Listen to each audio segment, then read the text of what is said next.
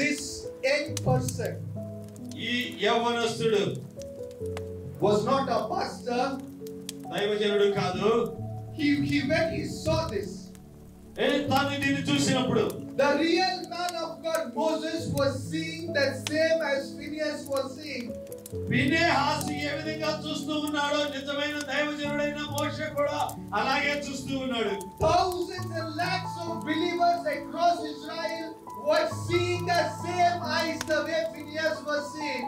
లక్షలాది మంది ఇశ్రాయేలీల ప్రజలు ఫినెహాసు ఎలా చూస్తున్నాడో వాళ్ళు కూడా అలాగే చూశారు జరిగిన సంఘటనని. But in the heart of Phineas, కానీ ఫినెహాసు హృదయంలో, but in the heart of Phineas, Phinehas హృదయంలో, but in the sight of Phineas, Phinehas యొక్క దృష్టిలో, but in the eyes of Phineas, Phinehas యొక్క దృష్టిలో, his mind and body of Phineas, మొత్తం ఫినెహాసు యొక్క మనసు మరియు శరీరము, there was no place for sin. పాపానికి స్థలం లేదండి. To the extent that he was not able to tolerate the people who are committing sin ahead. ఎంతగా ఆయన ఎదిగిపోయాడంటే పాపం చేసే వాడిని కూడా చూసి తట్టుకోలేని స్థితికి To వెళ్ళిపోయాడు. the extent that he has taken a javelin bar and penetrated into the couple's body.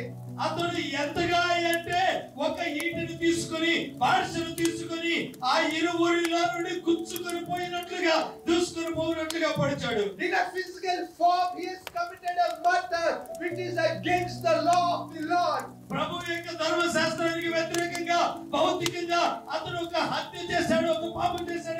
Where the law of God says you shall never commit murder.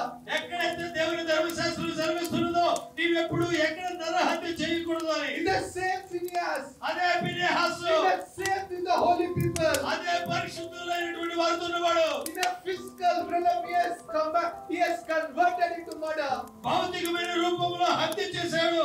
But in the sight of God, దేవుని దృష్టిలో, in the realm of spirit, ఆత్మీయ వాతావరణంలో he has killed sin. పాపమును చంపాడు. తాను He has killed sin. పాపమును చంపాడు. He has